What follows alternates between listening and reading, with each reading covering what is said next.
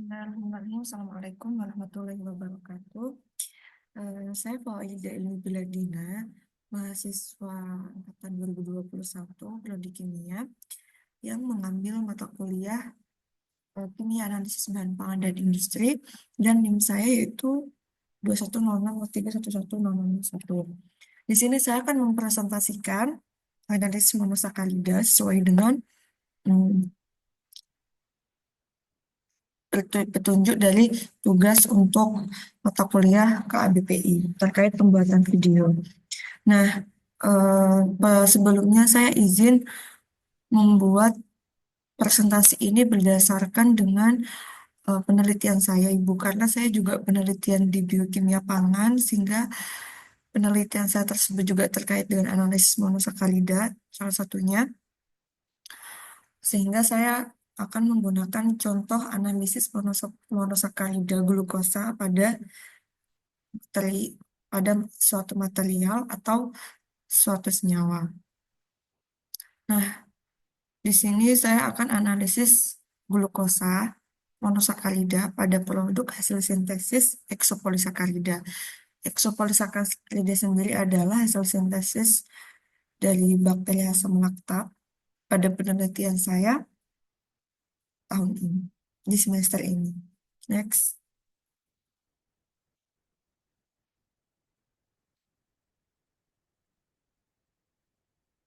Nah, eh, latar belakang analisis monosakarida. Monosakarida ini unit penyusul karbohidrat kompleks yang terdiri dari oligosakarida dan polisakarida pada struktur senyawa eksopolisakarida. Nah, komposisi dan jenis monosakarida itu penyusunnya dapat menentukan sifat fisik, sifat kimia, dan biologis, sehingga monosakarida itu menjadi langkah penting dalam karakterisasi suatu material atau suatu senyawa yang bertujuan untuk mengidentifikasi daripada jenis gula sederhananya seperti glukosa, galaktosa, manosa, labinosa, lamosa, dan lain-lain. Nah, kemudian untuk analisis kadar gula seperti monosakarida jenis dan jenis eh, apa namanya, untuk memahami karakter dari material yang akan kita lihat kadar gulanya itu sangat sangat apa ya, sangat perlu memperhatikan bagaimana cara cara menganalisisnya dan bagaimana metode yang digunakan. Nah, kemudian analisis ini juga akan membantu saya atau membantu peneliti-peneliti lain untuk melihat bagaimana karakter dari struktur-strukturnya atau gugus fungsi pada material dan senyawa tersebut. Contohnya saja eksopolisakarida yang memang terdiri dari polisakarida. Tentunya dari polisakarida atau oligosakarida itu polisakarida tersusun dari banyak macam jenis monosakarida.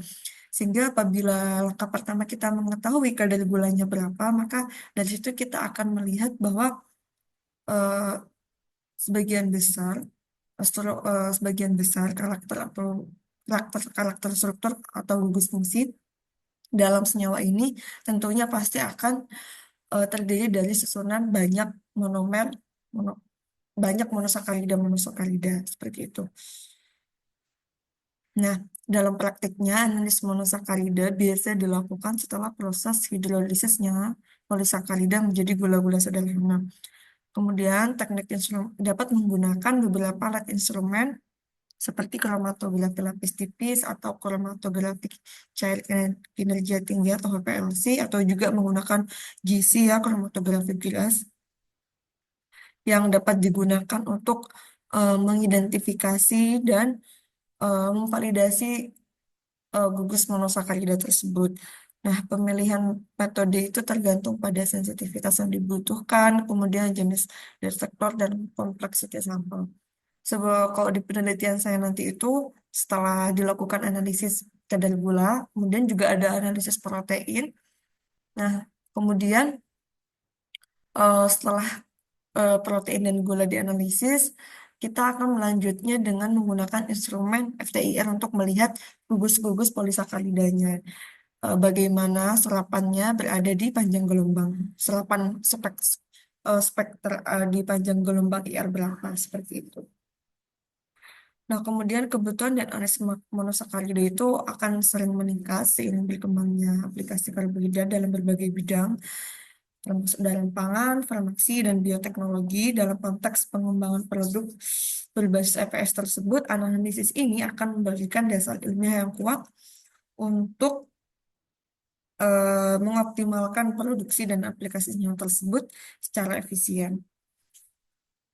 Nah, kemudian di sini adalah sebagian besar pengertian dari EPS yang saya coba presentasikan di sini karena juga kebetulan hampir sama untuk prosedur analisisnya Ibu. Nah, itu WPS sendiri itu dapat disintesis atau dia memang senyawa disekresikan oleh berbagai jenis mikroorganisme seperti bakteri, jamur, alga. Nah, di mana senyawa tersebut itu ditemukan pada matriks ekstraseluler sebagai bagian dari biofilm atau sebagai produk metabolisme dari suatu mikroorganisme yang kemudian oleh mikroorganisme tersebut dilepaskan ke lingkungan atau di sekitar sel mikroorganismenya tadi. Nah, kemudian LPS itu pertama kali menarik perhatian para peneliti karena perannya dalam melindungi mikroorganisme dari lingkungan yang ekstrim, termasuk dari kekeringan, kemudian perubahan pH, serta paparan bahan toksik atau logam berat. Nah, untuk manfaatnya sendiri sudah saya singgung sedikit tadi bahwa dia sangat beragam, bisa di bidang kesehatan, kemudian pangan, lingkungan, ataupun farmasi. Di mana di bidang kesehatan dia sebagai imunomodulator, antioksidan, anti kanker, dan sebagai probiotik yang mendukung pertumbuhan mikroba khusus yang sehat. Kemudian pada industri pangan, dia berperan sebagai agen pengental, kemudian stabil, pembentuk struktur atau emulsifier ya tadi ya, dan dalam berbagai produk seperti yogurt, keju, dan minuman fermentasi. Sementara dalam bidang lingkungan, dia dapat dimanfaatkan sebagai bioremediasi karena kemampuannya dalam mengikat logam berat dan polutan. Eh, untuk eksopolisakarida ini penelitiannya sangat berkembang sehingga semakin tahun semakin banyak inovasi-inovasi terbaru atau apa namanya ya informasi-informasi yang lebih baru lagi. Untuk saat ini juga ada pemanfaatan eksopolisakarida sebagai antibakteri pada patogen-patogen, bakteri-bakteri patogen seperti Escherichia coli dan eh, S. aureus, seperti itu. S. aureus. Nah, kemudian APS ini tentunya juga di bidang farmasi meningkat karena dia sebagai bahan dasar untuk pembuatan sistem penghantaran obat. Kemudian di sini adalah prosedurnya, sehingga APS tadi bentuknya seperti serbuk kecil-kecil gitu, seperti bubuk. Nah, kemudian nanti kita akan melakukan analisis kadar gula pada senyawa itu. Nah, yang pertama itu kita membuat eh, glukosa atau kurva standarnya dengan konsentrasi 10, 20, 30, 40, 50, 60 ppm. Nah, itu dari larutan stoknya yang awalnya dibuat 1000 ppm. Nah, kemudian kita akan menambahkannya dengan 1 eh, 1 mili fenol 5%. Nah, kemudian kita vortex supaya dia tercampur, kemudian kita tambahkan di lemari asam yaitu asam sulfat sebanyak 5 mili dengan cepat seperti itu. Kemudian kita vortex lagi dan kita eh, letakkan di water bath selama 15 menit. Nah, kemudian kita baca absorbensinya di panjang gelombang 490 nanometer. Kemudian kan nanti akan keluar hasilnya konsentrasi berapa, absorbensinya berapa. Kemudian kita buat kurva Lagrange linearnya, kurva standarnya. Terus kemudian di sini juga setelah kita menemukan kurvanya tadi dan persamaan regresi linearnya, maka kita di sini akan langsung menguji apa namanya EPS-nya tadi.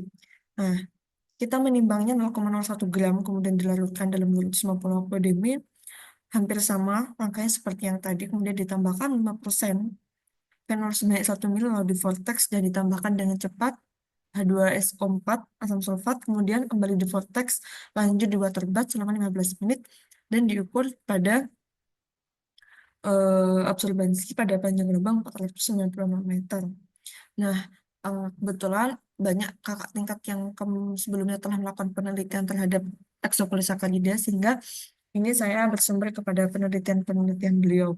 Contohnya adalah ketika kita mengukur kurva standar glukosa, maka ada hasil absorbensi yang kita peroleh di sini ada rentang 0,1, 0,13 hingga 0,55, 0,13 sekian hingga 0,54 sekian.